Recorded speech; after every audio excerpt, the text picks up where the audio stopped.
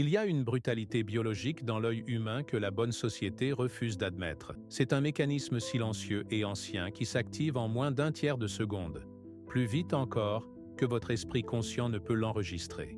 Avant que vous ne parliez, avant que vous ne tendiez la main, avant que vous n'ayez la chance d'offrir la moindre once de valeur, vous avez déjà été scanné, catégorisé et jugé. Ce n'est pas une erreur sociale ni une habitude superficielle.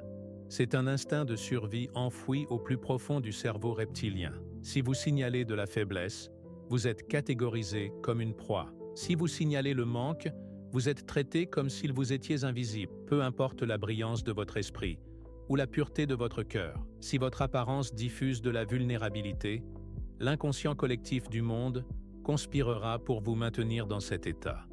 Vous avez probablement ressenti ce mécanisme à l'œuvre dans votre propre vie. Vous êtes entré dans une pièce où les enjeux étaient élevés et avez senti la température chuter, ou vu des regards glisser sur vous comme si vous étiez un meuble. Vous avez vu des hommes inférieurs, des hommes sots, des hommes méchants, se voir offrir des opportunités simplement parce qu'ils avaient l'air à leur place, tandis que vous restiez à la porte, confus et amer. Ce n'est pas de la malchance, c'est la géométrie impitoyable de la perception. Tant que vous ne maîtriserez pas cette géométrie, chaque porte restera verrouillée. La plupart des gens vivent dans l'illusion que la pauvreté est un chiffre sur un compte bancaire. Mais ils ont tort. Pour l'animal humain, la pauvreté est une odeur. C'est un signal de vulnérabilité diffusée, et la nature déteste la vulnérabilité. Lorsque vous semblez diminuer, vous déclenchez une réponse prédatrice chez les autres. Vous les invitez à vous tromper, à vous ignorer, à vous offrir les restes de leur table. Mais il existe un moyen de pirater ce mécanisme. Il existe un moyen de signaler le pouvoir avant de le posséder pleinement, de forcer le monde à vous traiter avec la révérence due à un roi, même si vos poches sont vides. Cela exige que vous compreniez que votre visage, vos vêtements et votre maintien ne sont pas de simples choix esthétiques. Ils sont le pont entre votre âme et la société. Si le pont est brisé, aucune valeur ne peut le traverser. Pour comprendre pourquoi le monde punit l'apparence de la pauvreté avec une telle violence, nous devons examiner l'efficacité de l'esprit humain. Le cerveau est un avare. C'est une machine à conserver l'énergie qui consomme 20% des calories de votre corps et il cherche désespérément à économiser chaque gramme de glucose possible. Il ne veut pas travailler. Il ne veut pas fouiller dans la boue d'une apparence négligée pour trouver l'or de votre caractère. Il veut un raccourci. Il veut une étiquette. C'est là que l'effet de corne domine votre vie. Si l'esprit voit un trait négatif, une chemise tachée, une posture affaissée, une énergie frénétique, il suppose que tous les autres traits que vous possédez sont également négatifs. L'observateur décide inconsciemment que si vous ne pouvez pas gouverner votre propre apparence, vous ne pouvez pas gouverner une entreprise. Si vous êtes paresseux avec vos chaussures, vous devez être paresseux avec votre éthique. Vous donnez au monde un verdict contre vous-même, leur épargnant la peine d'un procès. Vous dites effectivement « j'ai abandonné », alors vous devriez m'abandonner aussi. Mais cela va plus loin qu'un simple jugement. Les gens ne méprisent pas les pauvres parce qu'ils manquent d'argent. Ils méprisent les pauvres parce que la pauvreté leur rappelle l'échec. Elle agit comme un miroir, reflétant leurs propres peurs les plus profondes de ruine et d'impuissance. C'est une contagion. Quand un homme a l'air pauvre, il a l'air contagieux, non pas d'un virus, mais de la malchance. Et les humains, créatures superstitieuses qu'ils sont, fuient instinctivement la malchance pour protéger leur propre état psychologique. Vous devenez un symbole du chaos qu'ils passent leur vie à essayer d'éviter. Ils ne veulent pas être près du navire qui coule, de peur que l'aspiration ne les entraîne vers le fond, eux aussi. C'est pourquoi vous ressentez la distance, la froideur, les appels non retournés. Ce n'est pas personnel. C'est une réponse immunitaire de la psyché collective du groupe. Cela nous amène au sombre paradoxe de la façon dont les ressources circulent dans ce monde. Il existe une loi des reins de l'économie qui n'a rien à voir avec l'offre et la demande, et tout à voir avec la libido, l'énergie psychique de l'humanité. L'argent et les opportunités affluent vers ceux qui ont l'air de ne pas en avoir besoin. Considérez la dynamique du coffre-fort de banque. Si vous allez à une banque pour demander un prêt habillé de désespoir, sentant le besoin, la voix tremblante face à la réalité de votre pauvreté, le coffre se ferme. Vous représentez un risque, vous représentez une perte. Vous êtes l'archétype du mendiant, et le mendiant prend toujours. Mais prenez un homme qui a tout autant besoin d'argent. Pourtant, il entre dans la même banque, dans un costume sur mesure. Sa toilette est impeccable, sa montre capte la lumière, et il parle avec la cadence lente et ennuyée d'un homme qui a des options. Il ne demande pas, il propose. Le coffre s'ouvre. Les conditions sont généreuses. Pourquoi ? Parce qu'il a signalé l'abondance. Il a signalé qu'il est un havre de sécurité pour les ressources. Les humains suivent la loi de l'association. Nous associons la richesse à la compétence et la pauvreté à l'incompétence. Si vous avez l'air d'avoir besoin d'aide, vous l'obtiendrez rarement. Si vous avez l'air de pouvoir apporter de l'aide, le monde jette des ressources à vos pieds. C'est pourquoi l'adage « faire semblant jusqu'à ce que ce soit vrai » n'est pas simplement de la vanité. C'est une stratégie de survie enracinée dans la mécanique de la psyché. Avoir l'air pauvre, c'est signaler un coût. Avoir l'air riche, c'est signaler un investissement. Personne ne veut payer un coût, mais tout le monde veut faire un investissement. Lorsque vous entrez dans une négociation en paraissant diminuer, vous demandez la charité. Et la charité est une miette froide et dure, donnée avec mépris. Mais quand vous entrez en ayant l'air formidable, vous offrez une alliance. Vous devez comprendre que les gens sont terrifiés à l'idée d'être associés à l'échec. S'ils embauchent un homme qui a l'air négligé et que cet homme échoue, ils passent pour des imbéciles. Ils diront qu'ils auraient dû s'en douter rien qu'en le regardant. Mais s'ils embauchent un homme qui a l'air impeccable et qu'il échoue, ils sont pardonnés. Ils diront « Il avait le profil, il nous a tous trompés ». Votre apparence est une police d'assurance pour les décideurs. En ayant le profil, vous réduisez le risque pour les autres de parier sur vous. Nous devons écarter la couche de civilisation pour comprendre les dynamiques de prédateurs qui animent ce comportement. Les hiérarchies de dominance ne sont pas des constructions sociales inventées par des politiciens.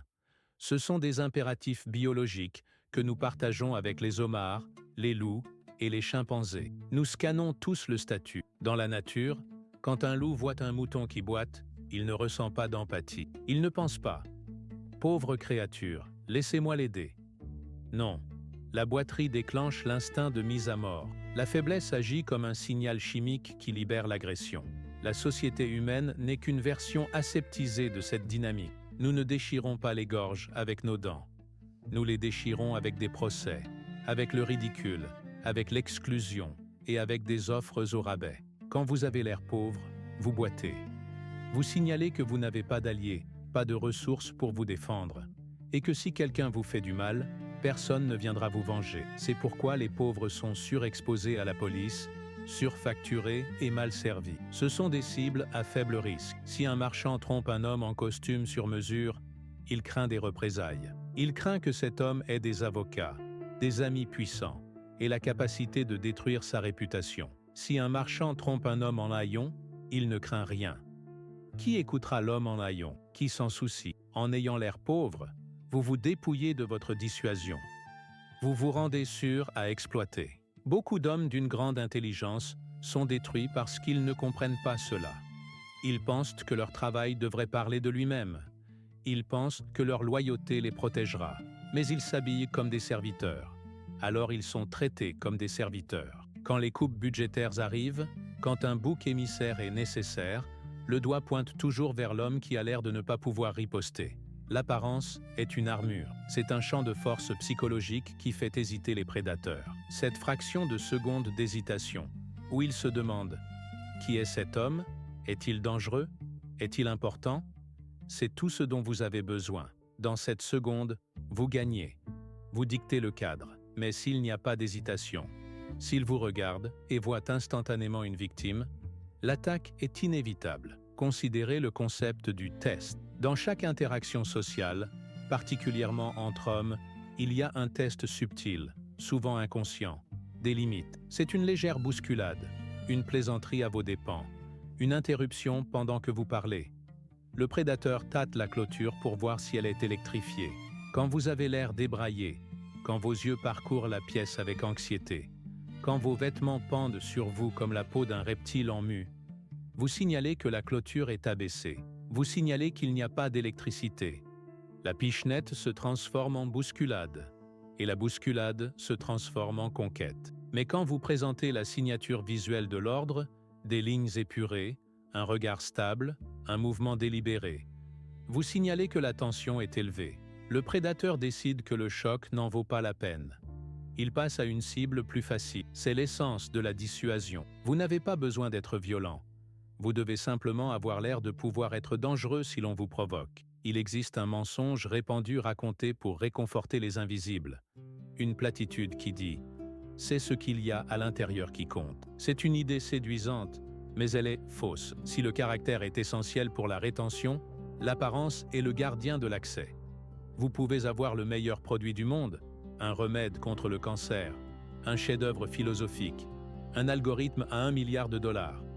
Mais si vous l'enveloppez dans des ordures et l'enterrez dans le jardin, personne ne l'achètera. Le marketing n'est pas un mensonge, le marketing est le respect du produit. Si vous valorisez vraiment votre esprit et votre âme, pourquoi les logeriez-vous dans un temple qui ressemble à une ruine? S'habiller pauvrement, se toiletter pauvrement, se comporter avec l'affaissement du vaincu, est un acte d'irrespect envers soi-même. Le monde extérieur est un miroir du monde intérieur. C'est l'ancien principe alchimique, tel à l'intérieur, tel à l'extérieur. Mais l'inverse est aussi vrai, tel à l'extérieur, tel à l'intérieur. Si vous vous traitez comme un article au rabais, le monde marchandera avec vous. Si vous vous traitez comme un artefact rare, le monde s'abstiendra de vous toucher avec des mains sales. Il y a une dimension spirituelle profonde à cela. Quand vous affûtez votre apparence, vous affûtez votre esprit. La discipline de l'extérieur déteint sur l'intérieur. L'ordre conquiert le chaos. Un écran de téléphone fissuré, des chaussures éraflées ou un col taché ne sont pas juste des défauts physiques. Ce sont des sirènes de l'entropie. Ils disent au monde et à votre propre subconscient que vous ne pouvez pas contrôler le chaos de votre propre vie. Concentrons-nous un instant sur cet écran de téléphone fissuré. Cela semble trivial, mais c'est une sirène hurlante de la conscience de pauvreté. Chaque fois que vous le regardez, vous envoyez un message subliminal à votre cerveau. J'ai cassé ceci, et je manque de ressources ou de volonté pour le réparer.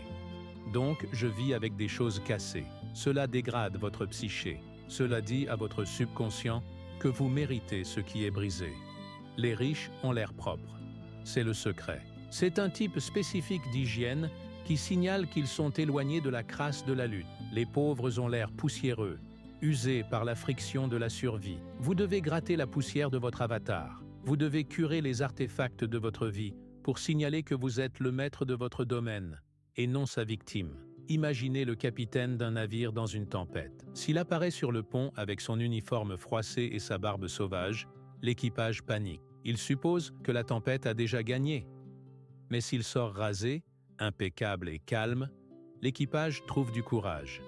Vous êtes le capitaine de votre vie. Quand vous laissez votre apparence glisser, vous dites à votre équipage, vos propres facultés et les gens autour de vous, que la tempête est en train de gagner, mais le visuel n'est que la moitié de la guerre. Vous pouvez mettre un mendiant dans de la soie, mais s'il garde le comportement d'un mendiant, il empestera toujours la pauvreté. Nous devons aborder le comportement de la pénurie par rapport au comportement du pouvoir. Le signal le plus bruyant de la pauvreté est le bruit. L'homme pauvre est bruyant. Il est bruyant avec ses mots, bruyant avec ses mouvements et bruyant avec ses plaintes. Il ressent le besoin frénétique de combler chaque silence parce que le silence le rend anxieux. Dans le silence, il craint d'être jugé. Alors il babille. Il révèle ses plans, ses insécurités, ses dettes et ses douleurs. Il donne au monde toutes les munitions nécessaires pour le détruire, et il appelle cela « être ouvert ». Il confond le partage excessif avec la connexion. Il pense que s'il vous montre ses blessures, vous le plaindrez et l'aiderez. Mais le monde n'aide pas les blessés, il les enjambe. Le pouvoir est silencieux. Regardez le prédateur dans la nature. Le tigre n'annonce pas sa présence avant de frapper. Le roi ne s'explique pas. Quand vous parlez trop, vous signalez que vos mots n'ont aucune valeur.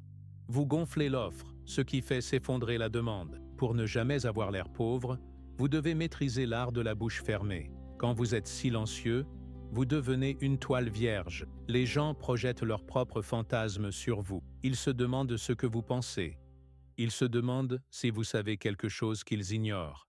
Dans ce vide d'informations, ils inventent du pouvoir pour vous. Ils supposent que vous les jugez. Et dans leur insécurité, ils cherchent à vous impressionner. C'est le retournement psychologique. En ne disant rien, vous les forcez à performer pour vous. Mais au moment où vous commencez à vous plaindre du prix de l'essence ou de votre fatigue, le charme se rompt. Vous devenez mortel. Vous devenez commun. Vous devenez un membre du troupeau. Considérez la dynamique de l'interrogatoire. Dans n'importe quelle pièce, la personne qui pose les questions détient le pouvoir. La personne qui y répond est le sujet. L'homme pauvre répond à des questions que personne n'a posées. Il offre des explications pour son existence. L'homme puissant demande, ou il observe simplement. Vous devez apprendre à être l'interrogateur de votre réalité, pas le suspect. Ce silence doit s'étendre à votre corps. Le regard de la pauvreté est un regard d'excuse constante. C'est l'habitude de rompre le contact visuel en premier, de se faire petite en franchissant une porte, de rire nerveusement lorsqu'on est insulté. Ce sont les comportements d'un cerf. Vous devez tuer le cerf en vous. Vous devez bouger avec la vitesse d'un homme qui n'est pas payé à l'heure. Délibéré, calme, sans hâte. Vous devez soutenir le regard des autres jusqu'à ce qu'ils sentent le poids de votre évaluation. L'abondance est calme. Le pouvoir est immobile. Quand vous êtes à l'aise pour prendre de l'espace, vous signalez la richesse. Tout travaille contre l'homme qui a l'air pauvre, parce que son langage corporel hurle. J'ai tort. Je ne devrais pas être ici. S'il vous plaît, pardonnez-moi. Et le monde répond. Tu as raison. Sors. Il existe un concept en psychologie comportementale concernant le réflexe de sursaut. Les animaux de proie sursautent facilement. Ils sont hypervigilants, nerveux, toujours prêts à décaniller. Les superprédateurs ne sursautent pas. Un lion dormant dans la savane ne tressaille pas quand une brindille craque. Cette immobilité physiologique est un signal de dominance absolue. Quand vous vous agitez, quand vous vérifiez votre téléphone toutes les 30 secondes, quand vous hochez la tête trop vigoureusement en écoutant quelqu'un de supérieur, vous imitez le réflexe de sursaut de la proie. Vous signalez que vous n'êtes pas en sécurité, que vous n'êtes pas aux commandes. Vous devez entraîner votre corps à exister dans un état de lourde immobilité ancrée. Ce n'est pas de la léthargie, c'est l'énergie potentielle d'un ressort comprimé. C'est la différence entre un Golden Retriever et une panthère. L'un est frénétique d'affection, l'autre attend son tribut. Il y a un dernier élément extérieur à l'apparence de la pauvreté qui est le plus difficile à accepter, et c'est la compagnie que vous gardez. Les êtres humains sont des membranes perméables. Nous absorbons l'état psychologique de ceux qui nous entourent. Si vous êtes entouré d'hommes qui ont l'air vaincus, qui parlent le langage de la victimisation, qui portent l'uniforme de l'échec, vous êtes peint avec le même pinceau. Vous êtes la moyenne des 5 personnes avec qui l'on vous voit. C'est le concept de contagion psychique. Si vous entrez dans une pièce avec une meute de hyènes, personne ne vous prendra pour un lion. L'effet de halo a un jumeau sombre appelé l'effet du diable. Si vous vous tenez à côté d'un homme perçu comme un perdant, un tricheur ou un idiot, l'ombre de sa réputation tombe sur vous. L'observateur suppose que si vous tolérez sa présence, vous devez partager ses valeurs. C'est cruel, mais c'est nécessaire. Vous pouvez avoir de la loyauté envers votre passé, mais si vous voulez vous élever, vous devez comprendre l'optique. Quand on vous voit avec ceux qui réussissent, l'effet de halo se transfère sur vous. Vous empruntez leur crédibilité. C'est pourquoi les arrivistes se battent pour être sur la photo. Ils savent que l'image est l'actif. Vous devez auditer votre cercle. Qui vous donne l'air d'un leader? Qui vous donne l'air d'un participant à une tragédie? Éloignez-vous de ce frein visuel car le monde suppose que qui se ressemble s'assemble. Si votre groupe a l'air pauvre, vous avez l'air pauvre. Cela exige une dureté de cœur, mais rappelez-vous l'objectif. L'objectif n'est pas d'être gentil. L'objectif est d'être efficace. Ne jamais avoir l'air pauvre, c'est curer tout votre écosystème, vos vêtements, vos mots, votre corps et vos compagnons. C'est une guerre totale sur la perception. Pensez-y comme à un contrôle du cadre. Un photographe cadre une photo pour exclure la poubelle sur le côté de la rue. Il dirige l'œil du spectateur vers la beauté, la force, le sujet. Vous êtes le réalisateur de votre propre image. Vous devez couper les ordures au montage. Si vous conduisez une voiture rouillée, garez-la au coin de la rue et arrivez à pied, en vous tenant droit. Si vous ne pouvez pas vous offrir un dîner 5 étoiles, retrouvez-vous pour un simple café noir, mais buvez-le avec le loisir d'un roi. Contrôlez le récit. Ne laissez pas les accidents de votre situation financière dicter l'histoire que vous racontez au monde. Maintenant, considérez le paradoxe. Quand vous faites cela, quand vous retirez méticuleusement chaque signal de pauvreté de votre vie, quelque chose d'étrange se produit. Vous cessez d'être pauvre. Ce n'est pas de la magie, c'est de la mécanique. C'est le phénomène de la cognition vestimentaire.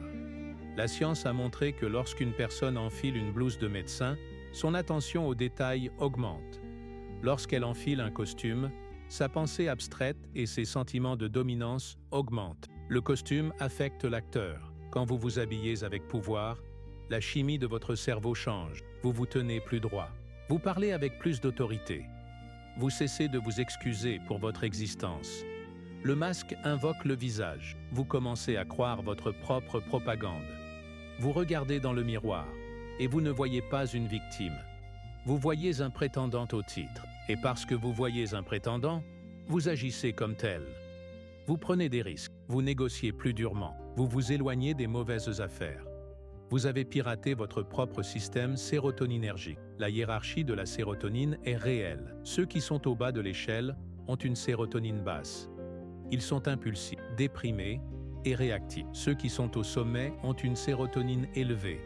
Ils sont calmes, confiants et proactifs. En changeant votre extérieur, vous signalez à votre propre cerveau que vous avez gravi la hiérarchie. Votre cerveau répond en libérant les neurochimiques d'un gagnant. C'est le secret ultime. L'extérieur fin reconstruit l'intérieur réel. En refusant d'avoir l'air pauvre, vous rejetez l'identité de la pauvreté. Vous rejetez le scénario qui dit que vous êtes destiné à lutter. Vous déclarez physiquement et visuellement que vous êtes destiné à plus. Le monde, qui est désespéré de leadership, désespéré de force, désespéré de tout ce qui ressemble à une valeur sûre, s'incline devant vous. Il ouvre les portes qu'il gardait verrouillées. Il sourit les sourires qu'il retenait. Tout le monde voit ce que vous paraissez être. Peu expérimentent ce que vous êtes vraiment. Alors donnez-leur une vision de grandeur.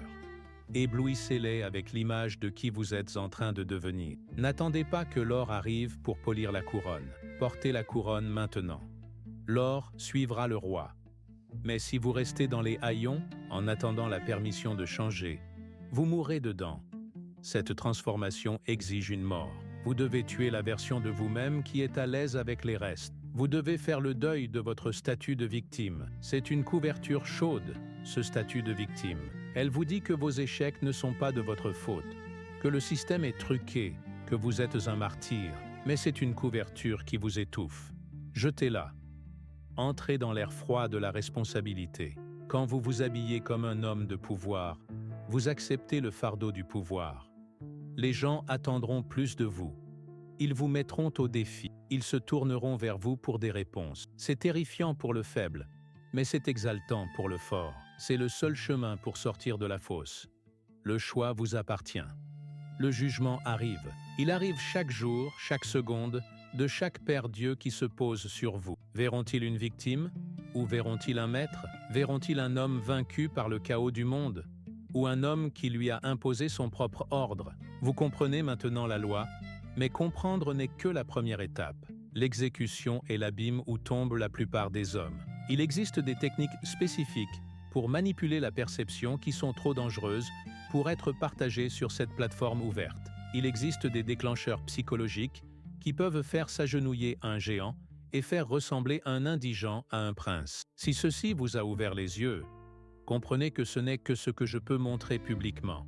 Il y a des aspects plus profonds de la psychologie sombre que je ne peux tout simplement pas aborder ici sans être censuré. Ceci existe derrière le bouton « Rejoindre ». Si vous êtes encore ici, vous n'êtes pas comme les autres. Vous êtes un architecte de votre propre réalité.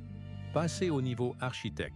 Déverrouillez la connaissance exclusive qui plonge dans les parties les plus profondes de la psyché humaine. La plupart ne le feront pas. C'est tout le but.